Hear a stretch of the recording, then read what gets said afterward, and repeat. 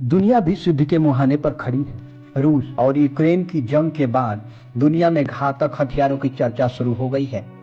एक से बढ़कर एक हथियार सामने आ रहे हैं। सबसे घातक हथियार परमाणु बम को माना गया है, लेकिन क्या आप जानते हैं कि महाभारत काल में परमाणु बम से भी घातक हथियार मौजूद थे। उस दौरान उनका इस्तेमाल भी किया गया। महाभारत काल में एक से बढ़कर एक खतरनाक और विनाशक हथियार थे। चलिए आपको महाभारत काल से सबसे खतरनाक 5 हथियारों के बारे में बताते हैं। सबसे खतरनाक पहला हथियार ब्रह्मास्त्र था। महाभारत काल में इस्तेमाल होने वाला सबसे खतरनाक हथियार था। ये परमाणु बम से भी खतरनाक था। इसके इस्तेमाल से भीषण तबाही आती थी, जिसे दैवीय हथियार भी कहा जाता था।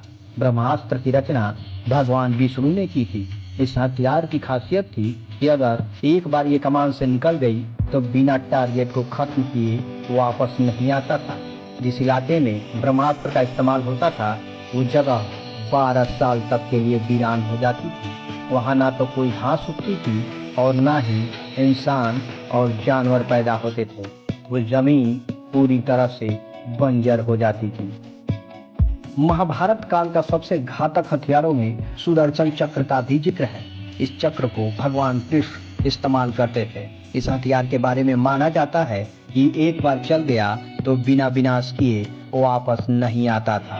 दुश्मन का नाश करने के बाद ही यह हथियार वापस भगवान कृष्ण के पास आ जाता था। सुदर्शन चक्र का निर्माण भगवान शंकर ने किया था और भगवान विष्णु को दिया था। एक पौराणिक कहानी के मुताबिक सुदर्शन चक्र को भगवान परशुराम ने भगवान विष्णु को दिया था। महाभारत काल में इस्तेमाल होने वाले घातक हथियारों में त्रिशूल भी शामिल है। त्रिशूल भगवान शिव का हथियार है और इसमें भगवान वास करते हैं। जब किसी राक्षस का वध करना होता था, भगवान शिव उस पर इसका इस्तेमाल करते थे। हालांकि एक ऐसी कहानी भी है कि भगवान शिव ने अपने बेटे गणेश पर इसका इस्तेमाल किया था और उनका सर काट दिया था। महाभारत काल में वज्र एक शक्तिशाली हथियार था। वज्र हथियार योद्धा कर्ण के पास था। कर्ण इससे अर्जुन को मारना चाहते थे और इसका बचाव इसीलिए करते थे और वो इसे बचा कर रखते थे। लेकिन जब घटोत्कच ने कौरव की सेना में खलबली मचा दी, कौरव की सेना को भागने लगे, तो दुर्योधन ने कर्ण से घटोत्कच पर वज्र का इस्तेमाल करने को कहा। हालांकि कर्ण इससे इनकार करता रहा, लेकिन जब हालात बद से बदतर हो गए, घटोत्कच ने तबाही मचा दी, तो कर्ण ने वज्र से घटोत्कच का वध कर दिया। महाभारत काल में एक और खतरनाक हथियार नारायण अस्त्र था। नारायण अस्त्र भगवान विष्णु का अस्त्र था। ये भी काफी विनाशक। एक बार ये चल गया तो इसे रोकना नामुमकिन था। नारायण अस्त्र से वही बच पाता था जो इसके सामने झुक जाए और प्रार्थना करे।